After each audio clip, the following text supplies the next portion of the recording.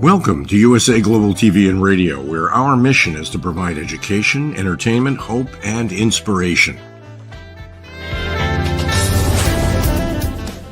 USA Global TV and Radio connects you with experts and audiences all around the world every single day to help you succeed in business and to live a richer life.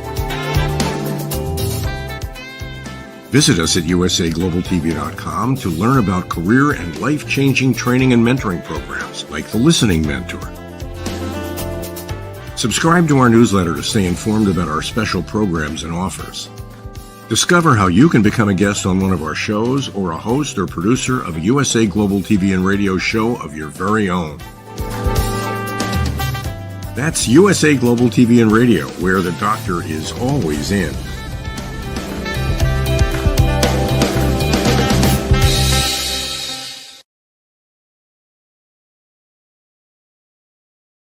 Hello, welcome to USA Global TV and Radio, where we provide world-class education, entertainment, hope and inspiration. Our show today is A Woman's Prerogative, Part 1, in partnership with E360 TV. A warm welcome to our loyal viewers and our friends at E360 TV. And hello to all of our friends on all our usual social media platforms, YouTube, LinkedIn, Facebook, and X. Today's topic is going to be a really fun one and an interesting one. I'm interested to hear what our panelist has to say about this. It's the great debate: remote work versus office life in today's world. I'm really interested in this particular topic because the world has changed a lot in recent years. I'm Caroline HEWARD. I'm known as the Harley Street Stress Expert, and I'm your host, and I'm a TV presenter on USA Global TV and Radio and resident therapist. I'm absolutely thrilled and honoured to be representing Dr. Jacqueline Kerbeck as your host for USA Global TV and Radio's flagship show, A Woman's Prerogative. I'm joined today by a wonderful full-time panelist, Reverend LYDIA FOUGERES, and I'm looking forward to hearing her thoughts on tonight's topic. All the way from Canada, let's welcome Reverend LYDIA FOUGERES. Hello. Hello. Wonderful nice to have you here. Snowy Canada. Thank you very much. Yes, a lot of snow, lots of snow, I have to admit. But Reverend LYDIA, please introduce what you do and a little bit about how you help people for our viewers that are here for the first time, and also a reminder to our regular viewers. Well, I'm a Reverend in metaphysics to start with. I'm an author. I write self-help books. I have written 2 so far. I'm writing my third. Well, I wrote my third one. It is going to be out very soon. I balance chakras. I am a listener also. I do help people in their journey on Earth. I do actually also work with aromatherapy. I help people with aromatherapy. I have a line of jewelry that will be available soon on Amazon.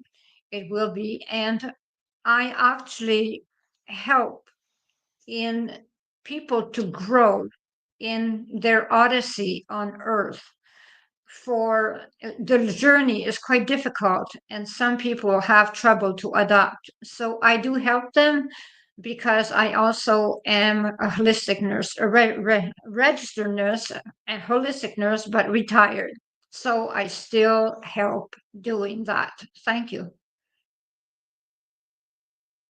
LYDIA, I love what you do. It's so wide and varied and similar.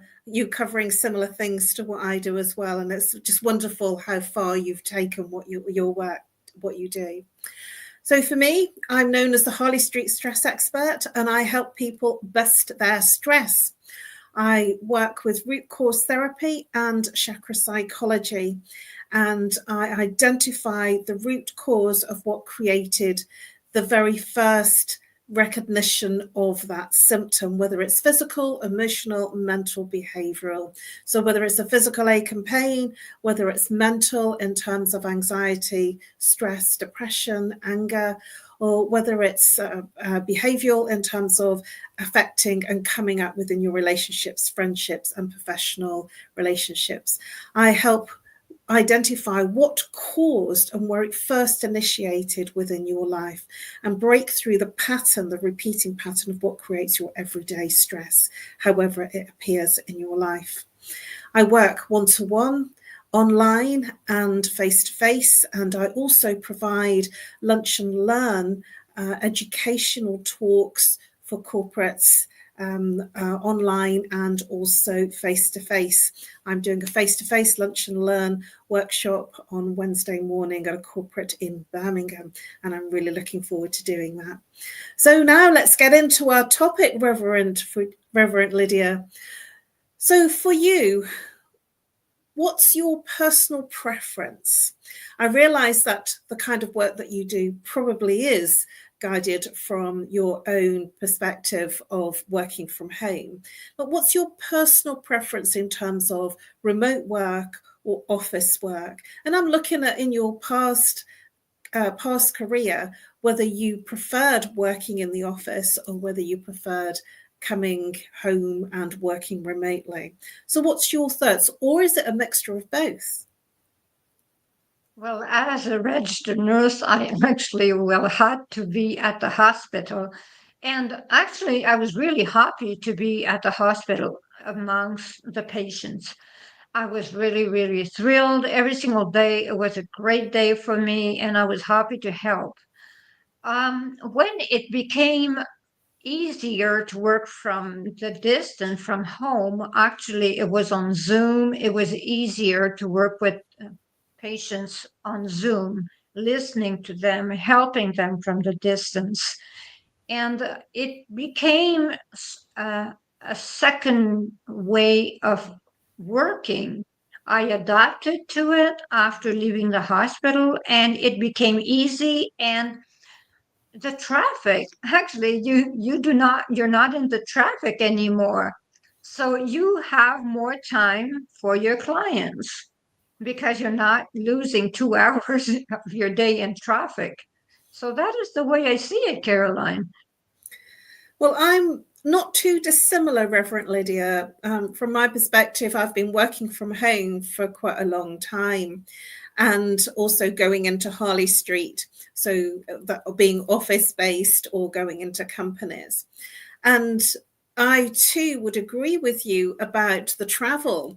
I'm saving an absolute enormous amount of time by not traveling into the centre of London, even when I was working in London, traveling into the centre of London and coming back, and saving an enormous amount of money as well in travel. And now I'm not living in the capital in London. I'm saving a real astronomical fortune by not having to get train fares to and from the capital. And from my perspective, and I do want to share this because I shared this with somebody very recently, that when the world changed and we went online in March 2020, I was very resistant about going online, extremely resistant, because I was very much a face-to-face person. And I wanted to hold my stance on face-to-face. I didn't want to lose it. So I didn't really engage very much in the Zoom. And when I did, I felt not great. I felt very headachy, and it was all too much. And I think that when we're resistant, then things can come up. And the resistance literally died overnight in October 2020, when my trusty 13-year-old computer completely collapsed and stopped working. And I had to get up to date technology, and one of my friends helped me get a new laptop because she said that's the way to work. And she spent time and chose the right kind of laptop for me and set it up. And I didn't like it because I was used to a big PC on my desk. And I also bought a PC to replace the old one because I found that working on a laptop was just not my thing. I much prefer the bigger keyboard. But something interesting happened. When I got the technology sorted out, it was within a few days, probably 3 or 4 days, I had an invitation to speak to a group of women in Nigeria as a therapist, and they openly welcomed me for what I shared with them. And then the invitations started coming. It's almost like they knew that my technology had changed and I was available, and the technology was better and it was faster and more efficient. So my world overnight became international, where I didn't have to leave my home. I didn't have any costly airfares. And more to the point, I reached people that really needed my help that I didn't think was possible in a face-to-face situation. But online, it changed my world. It moved me from being local to global.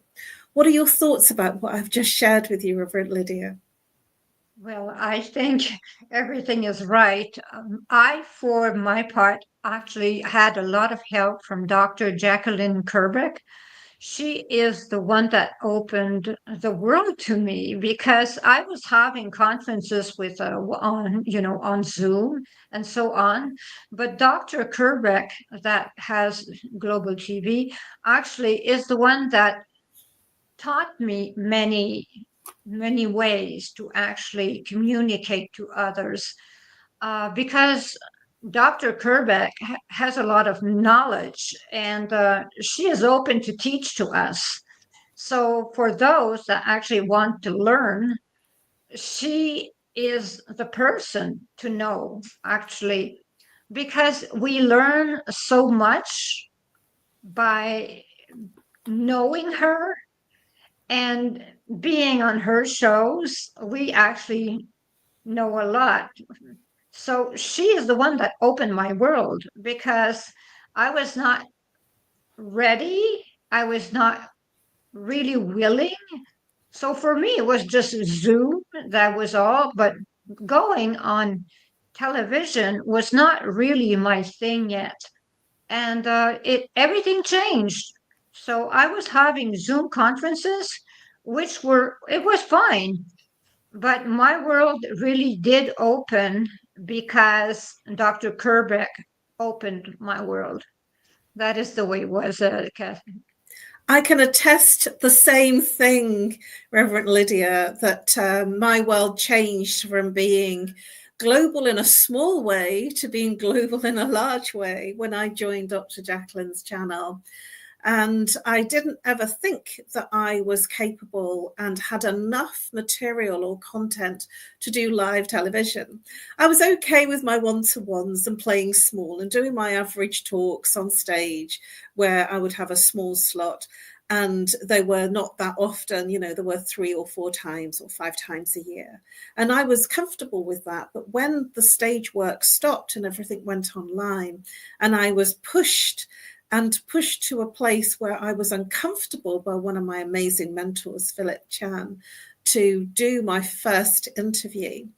And I said, oh, no, I'm not good enough. But the thing that occurred to me is that I had and felt that I wanted to leave a legacy, and that was my purpose, to leave a legacy long after I'm gone and to help many other people that are suffering with anxiety, depression, and stress. And it was like the mission and my purpose, my personal mission, overcame my ego. And at the end of my first interview, Dr. Jacqueline was so impressed. It was a 20-minute interview that lasted an hour, and then I was invited to be part of the team. I didn't think at any point in those early months that I had enough content or enough to keep going. And I'm here 3.5 years later. So I've grown enormously, and I didn't have any understanding about how to set up a studio. And Dr. Jacqueline has been an incredible mentor and friend, and in deepest gratitude for helping me set up a studio. I've actually taken pictures of my studio and shown it to people, and they've usually commented, "Oh, wow, that's amazing." So my world changed, and it was because I got out of my ego, and I got out of my "I'm not good enough," and the mission and purpose became more than my stuff, my lack of confidence. And I do prepare. I make sure that I've got what I want to say, because I don't want to lose myself, because I do tend to go off on a tangent. So I prepare. But the biggest thing for me is the recognition of being here and people seeing and being able to watch the shows.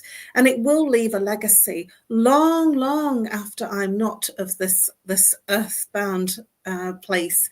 And I'm hoping that it will help many people that I would never, ever have reached. So yes, from my perspective, the remote work of not having to go to USA to be in Dr. Jacqueline's home studio is really cool for me. So, Reverend Lydia, how has the shift to remote work or hybrid work, how has that impacted your particular industry? Well, it did impact because I had more clients. It was not possible to see people face to face while it was COVID. So I was able to see them remotely. So that was really something amazing. There were lots of people in distress. So seeing people in distress remotely was helping a lot. And there were lots of people that were in residence, some people that were very aged, that the families were nice enough to organize the internet, and they were prisoners of their rooms. So being prisoners of their room, I was able to talk to them. I was able to reassure them. I was able to listen to them, which was, I think it was worth everything.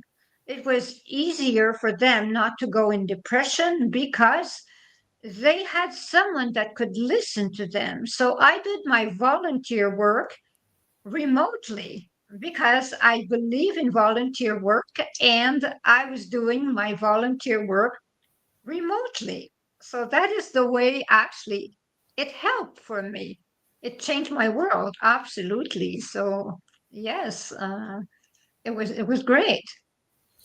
I can agree with you there again. It changed my world, and I started to do online client sessions, but I didn't thrive in that environment very well, because I found it very difficult. I was longing and hoping that the face-to-face world would come back.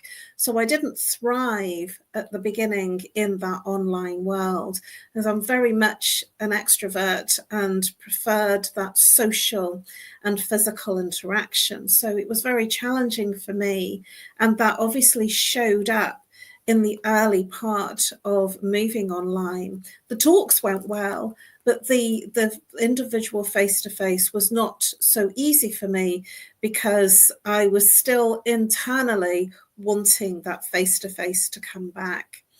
So do you think, Reverend Lydia, that remote working is here to stay? Absolutely. I am convinced that remote work is there to stay. Actually, my daughter, my youngest daughter, works remotely 3 days a week and 2 days at the office, and it's implemented. So now it works that way because it is amazing what they can do from home, and they only have to go to the office twice a week. So meetings and so on.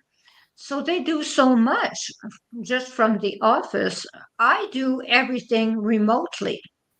I do not even have to go anywhere anymore. I do everything remotely, which is absolutely amazing.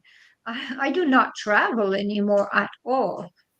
So I have people that I know that travel 2.5 hours in the morning, 2.5 hours in the evening to go to work.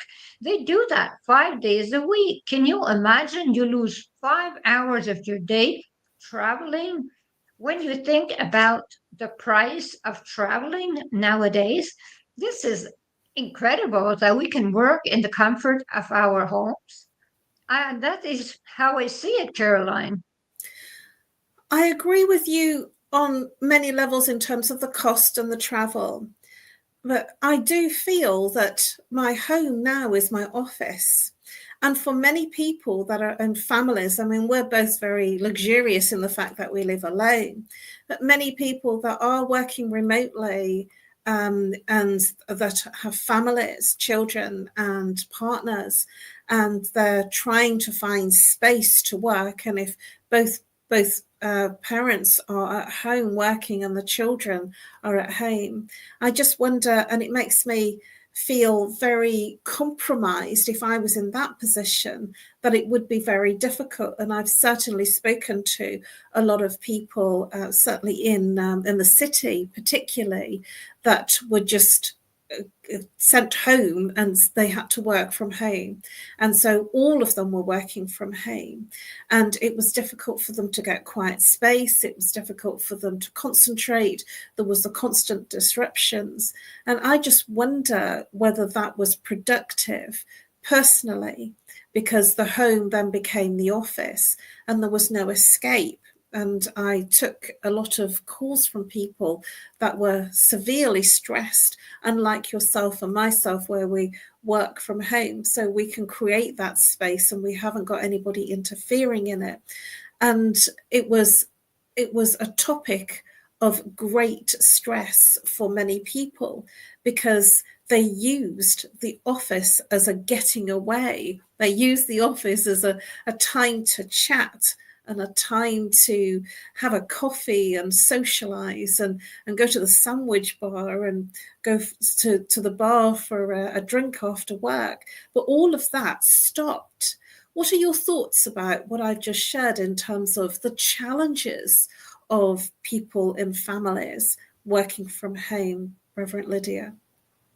I do think exactly the same thing as you, because we are privileged to live alone. We are absolutely privileged. Well, I live part-time alone, but we are absolutely privileged. I think about my children that actually have children at home, work from home, and actually there is noise and they have to be in their bedrooms. They are stranded. They are actually stranded there. And those 2 days where they actually leave for the office, it is fun for them to go and cheer up and have fun and go have coffee. And they stop and they go eat at the restaurant on their way back. So it is a way to actually relax, to leave home. Because when you think about that, when you have small children and you are stranded at home 7 days a week, this is quite stressful. So I say the same thing as you. You are absolutely right on everything, Caroline. Stranded is an interesting word, a really interesting concept, feeling stranded at home. And never would we think about feeling stranded previously as working from home and living from home. But when you're with your family, children and your partner 24/7, working, sleeping, and doing all the everyday chores, it will become even more difficult to circumnavigate those idiosyncrasies of being with someone for that length of time. And even though you might be totally in love with them and really happy with them, I'm sure that it will create some internal challenges and external challenges in terms of you're at home, so you can put the washing on, you're at home, so you can boil the kettle and make a drink for everybody. But this is something that brings me on to my next question: productivity. Do you think that productivity would be as great for people in that kind of situation working from home as opposed to working in the office? My personal view is that I've heard so many people being challenged by the personal distractions that productivity for many people goes down. I'd be interested to hear your views and your thoughts on productivity. Well, I think productivity has to do with discipline. If a person is disciplined, no matter where they are, they will be productive. If they are easy actually to be off track, they will not be productive at all. They will want to do something else. They will want to have more time off. They will want to be off work instead of working what they have to do. That is the way they will be if they have no discipline. So everything has to do with discipline. So that is the way we have to look at things. Productivity has to do with the way we act also. If we are disciplined, we are productive no matter where we are. But there is also the environment that can stop us from being productive. We have to think about the environment also. If we have a child that is 4 years old that starts screaming while we are in a meeting, well, that can stop productivity quite fast. So, productivity is a matter of discipline, but it's a matter also of environment. It Everything can actually go off track if things do not go well at home. When you are at the office, you are productive because the office is actually the environment that is required for work. That is the way I see it. That is the way I see it, Caroline. I'm totally in agreement with you. And at the same time, there's a lot of people that have got into the flexibility of working from home and don't want to go back to work. And then on the other side of that, there's many people that are going working in the office and don't want to go home. So there's two sides to that coin. And there is a number of companies trying their best to get workers back into the office. And there has been challenges with getting certainly the younger people back into the office because they have the flexibility and they might not have challenges at home. They have the flexibility to do other things that they want to do and play games or go out with their friends and still do the work that they need to do. So I do feel that, this is the debate of the remote working, that, I feel that it's a compromise, but how far does a company go in terms of its compromise? And I wonder and think about the technology requirements and certainly security. Is security going to be compromised when people are working away from the office? I've certainly seen more breaches in terms of banks and the larger organizations having breaches because they're having work emails on their phone and responding from home. What are your thoughts on the security breaches and security risks of personal data being mismanaged when people are working from home, Reverend Lydia? Well, Caroline, what I do think is that let us take the example of nursing. Nurses that actually work away from the hospital, that keep the records of the data, the records of their patients. Well, it's in the computer and the entire family can see what's written. So this is actually not a very good idea. So everyone can actually go into the computer. Even some people actually share their password. And I saw cases where a husband was actually reading the chart. So this is completely illogical. So it has to do with also the maturity of the person that is in charge. If a person that is in charge has no maturity whatsoever, there will be breach. It is absolutely positive that there will be breach. Security is in danger with at home work. That is for sure. With remote work, security is actually at risk, a lot more at risk. So I am talking about charts, but there is banks, there is everything. Clients' information appear on the screen. We do not know who is looking at the screen. People are actually, we're talking to an agent that is in their kitchen. Their entire family may be looking at our bank account. Who knows?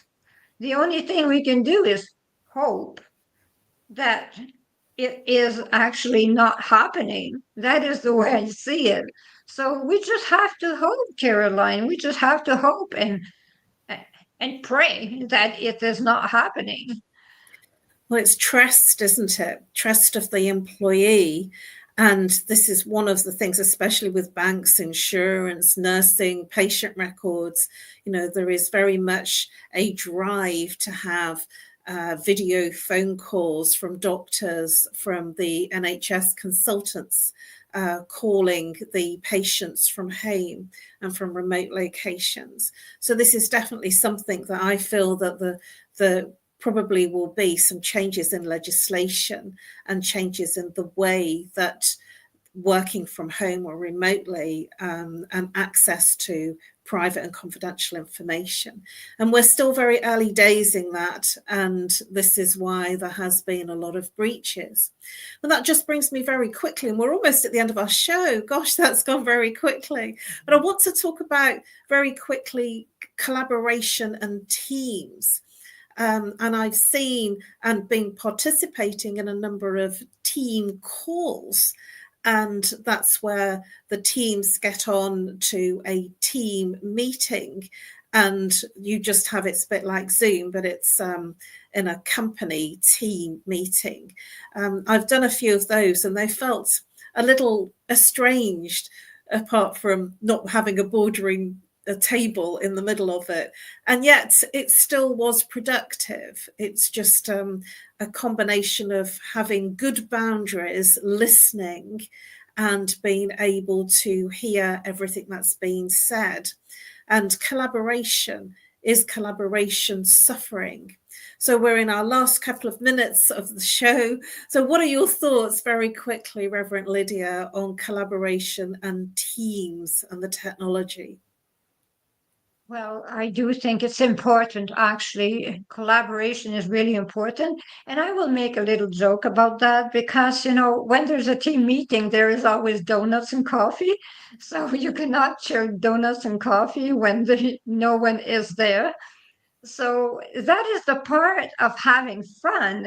You share a lunch, you share information, you actually ask, how are you? What is going on? How are your children? You're asking questions that when you're having a team meeting on Zoom or whatever, you do not have that kind of camaraderie in a meeting that is online. You cannot have that. It is absolutely impossible. So this is the lack actually in these online meetings that I see. They are nice to have because you do not have to dress up in the entire thing, but at the same time, you miss on many things because there is a lot of fun in meetings. It's not always serious. There is a lot of nice things, nice exchanges in meetings. I love board meetings. I'm in agreement with you. I want to come to your meetings where they do donuts. Please, Reverend Lydia, in our final couple of minutes, please share with our viewers how they can reach you. Okay, they can reach me at 1-514-582-6882, 1-514-582-6882. I do speak fluent French also, so I do chakra balancing, I listen, I help. I have a background in psychiatry, so I do help. They can join me also in Diva Divine Mother _ on Instagram. And when it comes to my books, they can actually get them on Amazon. They can write to me at greatdivinemother@gmail.com. So that is greatdivinemother@gmail.com. I always answer. I always do answer. It might take a little bit of time, but I do answer at all times. So thank you very much. Thank you, Reverend Lydia. What an incredible show it's been. How fast-paced we have moved through this show. For me, I'm known as the Harley Street Stress Expert, and I help people bust their stress. You can reach me on nomorestress@live.co.uk. That's email, or call me +44 if you're international. If you're local, 07523120189. You can follow me on LinkedIn and Facebook. Those are my two preferred channels, and I'm just doing more posts on Instagram. Well, that's it. Thank you, Reverend Lydia. It's been a riveting show. That's A Woman's Prerogative Part 1, where we have been discussing the great debate, remote work versus office life in today's world. Thank you very much, everybody. It's been a wonderful show. It's been great to share this tonight with you, and I look forward to seeing you for A Woman's Prerogative Part 2 at 9 o'clock GMT time and 4 p.m. Eastern time. Just before we go, please join our VIP exclusive community and become an exclusive VIP community member. Have first access to our newest videos, photographs, and insights on the British royal family, live streamed on USA Global TV and Radio and YouTube. And now, over to our sponsors. Thank you very much if you've been watching on the live or the replay. See you this time next week. Bye-bye for now. USA Global TV and Radio proudly presents our partner and sponsor, Mr. Philip Sykes and the British School of Excellence. Building confidence, changing lives. And now, proudly presenting The Polished Professional. On a transformative journey with the British School of Excellence's comprehensive suite of masterclasses, crafted to elevate your professional and personal life. 8 outstanding modules will elevate you to the next level. Module 1, Exploring Life's Purpose, delves into the depths of self-discovery, guiding you to chart your unique path to fulfillment and success. Module 2, Mastering Professional Presence and Confidence. This masterclass is a deep dive into the art of self-assurance and commanding presence, which is essential for standing out in today's competitive landscape. Module 3, Learn the secrets of visual impact, how to curate a personal style that amplifies your professional brand. Module 4, Mastering Professional Etiquette and Communication Excellence, navigating the nuances of corporate interaction with grace and tact. Module 5, Elegance and Eloquence. We impart powerful techniques to captivate and persuade any audience with your oratory skills. Module 6, Unlock the potential of your emotional intelligence, EQ, and harness the ability to connect, empathize, and lead with emotional savvy. Module 7, Mastering DISC, building a gateway to understanding behavioral styles, fostering better personal and professional relationships. Module 8, Mastery in Dining Etiquette, building your confidence to perfect the subtleties of dining with finesse, enhancing your social savviness at any table. Step into the Polished Professional program where poise, elegance, and excellence aren't just taught, they're instilled for life. Join us to redefine your potential and polish your professional edge. To learn more, go to thebritishschoolofexcellence.com. The British School of Excellence are investors in people. Let us invest in you. 5 little-known secrets for dementia caregivers with Tracy Cram-Perkins. Hi there, I am Tracy Cram-Perkins, the host of the Dementia Home Care Show here on USA Global TV and Radio. I am also the author of the book of the same name. And you'll see this QR code. This is for an extended version of the same talk. So if you want to see the full hour-long version, feel free to scan the code and go to that website. Stick with me. We'll talk about 5 little-known secrets to make it a little easier to do dementia caregiving. What you're seeing on the left-hand side is a healthy aged brain, age 55 and above. The one you're seeing on the right is an Alzheimer's disease brain. It is in moderate disease. It is shrinking. It has holes in it. The memories that were in those holes no longer exist. When you're learning something, let's say in kindergarten, you learn how to tie your shoelace. Well, then by the time you're in 2nd grade, your brain remembers that information from tying the shoelace and applies it so you can learn more quickly how to tie more complex knots. So the brain is hardwired to do this for us. So it helps us learn faster so it doesn't take us long to acquire knowledge. The brain is looking for the information and they pick the closest to wherever that hole is. Let's look at some tips that we can use to help do that. These are 5 simple tools you can use as a dementia caregiver to help your loved one. The whiteboard is a useful tool in recording the day's activities and the answers to repetitive questions. The calendar clock is a very useful tool to orient your loved one on the day, the date, and the time, and remind them of upcoming appointments. The communication cards are a great tool to bridge the gap when they can no longer tell you what's wrong. And then there's the pill minder, for when your loved one is still able to take pills but needs prompting. The final tool I want to share with you is the memory book. It tells your loved one's story. It's a great tool for distraction, redirection, also as a conversation starter, and telling you where they are in their story so you know how to answer their questions. Music is probably the most powerful tool in your toolbox after laughter. Music is a way to maintain connection. It sticks with your brain longer than any other thing, including reading. When you're having an issue with somebody, you can play their favorite music if you move them to another room, something that makes them happy, or you can start singing songs together from their childhood. These are some of my favorite books for caregivers.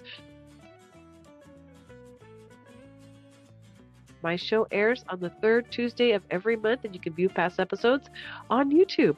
Thank you, everyone. This program has been brought to you in part by Tracy Cram-Perkins. Connect with her and order her book at tracycramperkins.com. For more information about Alzheimer's disease, support resources, and how you can help, contact the Alzheimer's Association at 1-800-272-3900 or visit their website at www.alz.org. They offer 24/7 helpline support and a wealth of information to assist you and your loved ones. USA Global TV and Radio, in partnership with Dr. Jacqueline LLC, present Amazon #1 best-selling author Dr. Jacqueline Kerbeck. Dr. Jacqueline Kerbeck is a certified life, career, and executive coach who teaches people how to listen at an elevated level through her courses and her books. Dr. Kerbeck teaches her clients how to open their hearts and express themselves through their creative genius. In her children's book series, The Amazing Adventures of Lady Ella, The Listening Mentor, Dr. Kerbeck teaches children and their families how to listen at an elevated level. Dr. Kerbeck has worked with clients across the world to guide them in how to express themselves and communicate at a highly effective level. Join our team of elevated listeners so you can listen without judgment, without providing a solution, without interruption, and without stealing the stage. To order your books today, go to drjacqueline.com or Amazon.